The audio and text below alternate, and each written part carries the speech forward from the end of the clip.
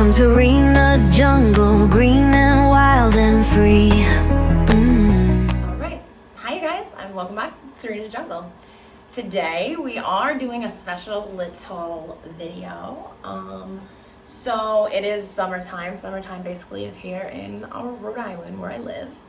And that means that a lot of the big box stores have really good plants. They have, this is the time where if you're gonna get plants from a big box store, it's really now that you'll really find like the rare finds and the good finds, I think. So what we're going to do today is I got 4 new plants to the collection. If you're hearing a buzzing sound, it is this fan and it is saving my life. But what we're gonna do is we are gonna just basically go through the plants and we're gonna talk about them one by one. I'm going to try something a little different this time because I feel like my videos have been kind of not very informative, kind of just me showing off my collection. I know that is a certain style a lot of people like, but also I want to try something new. So that being said, let me get my notebook. It died. So you guys, say hello to one of my newest and favorite plants. This was a wish list plant for me. This is the Philodendron Green Nuclear Congo. Now, this also I got at Logi's, of course, but just look at this plant. I am fucking so excited. She's got a new leaf unfurling. She's got a new leaf unfurling there. She's got a growth point there. Now, if anyone knows, you know, this plant is stunning. Look at the back sides. Look at the pink back sides of the leaves. Oh my God. She's so pretty, look. So fucking pretty. That's all I could say about her, really. If I didn't want to educate today, I could just say she's so pretty, she's so pretty. Okay. Thrives in bright indirect light. She likes to be preferred to be bottom watered. Now, it is kind of skeptical that I'm saying that, but I find for me, bottom watering philodendrons makes a difference. Again, doesn't mean to say you should be washing their leaves regularly, because you absolutely should. And they prefer warmer temperatures, about 65 to 85 degrees. Again, tropical plant, high variegation, would prefer higher humidity and higher light. But she's so pretty. I absolutely love this plant. She is just a stunner. She's going to be my thumbnail, obviously. And she's a pretty big plant. So I'm so excited. Finally, wishlist plant. And let's see. It actually prefers higher humidity, which I can see why, because of all her beautiful colors and variegation.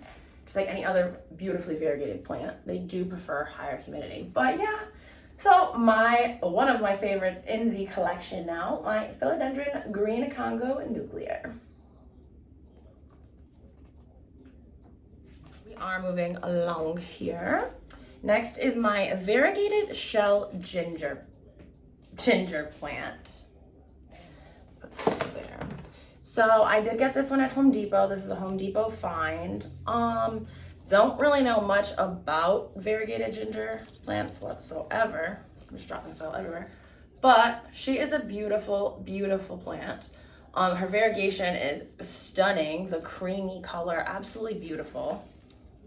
Love, love, love the variegation.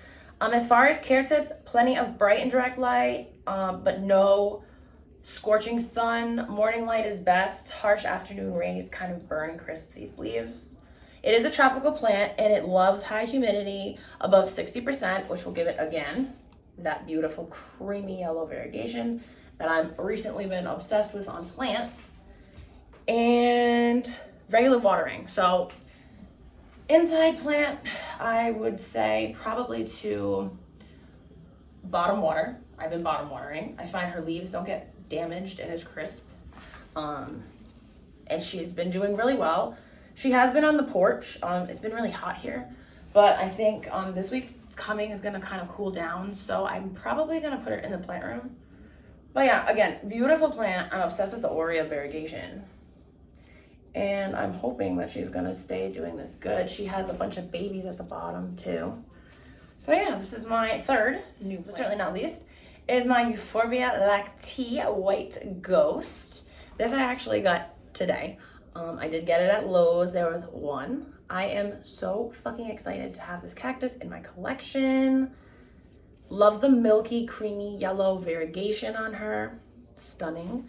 Bright and direct light or partial sun. Avoid direct light. It will burn these beautiful white stems and branches because, again, this one does not have a lot of chlorophyll, as one could imagine. So she is very much more delicate than a regular cactus.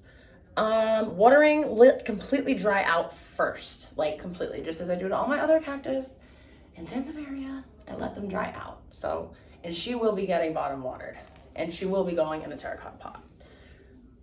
She is a tropical plant, desert plant. Growth rate is slow due to the lack of chlorophyll. Again, don't know how I feel about doing these facts. I kind of fucked it up, but whatever. It's really just a showcase of the plants. I figured I'd give some dialogue and some information with the plants in case you guys want to add them to your collection. But yeah, that is going to do it, you guys. Just wanted to quickly go through my new plants. I'm sure I'll have more because it is the summertime. So if you don't already, please make sure. Okay. So moving on to my next plant, and it is a new day. It's a very gloomy day, might I add. We went from having hot ass weather to having like, I don't know, it's like gotta be like 50s, high 50s maybe. Not that great. But this is my I say it wrong every time. My Cryptantheus Pink Starlight. This plant was from Logee's. I call it Logee's, but it's actually pronounced Logee's. It is a type of bromeliad. It is a tropical plant, as many of mine are. It does require bright light, warm temperatures, typically about 60 to 85 degrees. It does store water in this middle section here, so it does prefer to be a little bit on the drier side before I water it, and it does prefer a little bit of well-draining soil. But just look at that coloration on her. She's absolutely stunning. Love this one. I don't have any type of bromeliad, whatever you call it, in my collection, so this is the first one. And I'm excited to see if she really sizes up and turns out to be a cute little plant. And then, hold on. And then, this one I just got yesterday. So, I go to Walmart, okay? Don't hate on Walmart, don't hate. And right now, where I live in Rhode Island, so plants aren't really available at Walmart all year round. Typically around this time through the summer, they have plants. So, I happened to come across the new collection that they just put out of the Costa Farms Rare Cactus Desert Scape collection. Now, I don't know if you can really see it. So this is a crested euphorbia. Now, what is a crested euphorbia? It is a mermaid tail cactus. Take that little thing for you. And I do have a very large mermaid tail cactus. She is a white variegated. This one is a purple. And I thought she was really, really sweet. Very small plant, but she is going to size up not very quickly, but she will size up. Now, let me give you some facts here. Lighting, bright and direct. As many cactus and succulents prefer, I just leave them out on my porch, or I put them in that corner right there for the winter time, but I did recently just take them out. So she's gonna go out there as well. But just look at that beautiful magenta purple color. And this plant looks really pretty once it gets bigger. I will try to find a picture and I will put it up. Let's see. Heat and humidity, 65 to 85 degrees, draft free. Now, when I say draft free, I mean just a place that if the temperatures drop a little bit, it's not going to create a harsh cold draft. My eyebrows are red, I just got them done. Because the cactus and Sansevieria and all of that, they do not like it. They don't like cold drafts, and yeah, I don't either. Actually, I lied. I love cold drafts. Let's see. Purchases at Walmart. It likes chunky, well-draining soil. Allow completely to dry before I water. And when I water, I bottom water. This is going to get repotted into a chunky mix eventually. I just got it yesterday, so I'm not gonna really go crazy on her yet. I kind of want her to get acclimated. Me personally, I take about 3 weeks to water my cacti and succulents if they need them. If not, I'll wait a little longer. But yeah, this is the last one. My new purple Euphorbia crested crested, I said it backwards. Crested Euphorbia mermaid tail cactus. All right, so that is gonna be the end of today's video, you guys. I really just wanted to showcase my plants. I've been really good. I haven't been buying plants. So I think that obviously when the summertime comes, a lot of these big box stores will put out really sought after plants, new collection plants, all of that.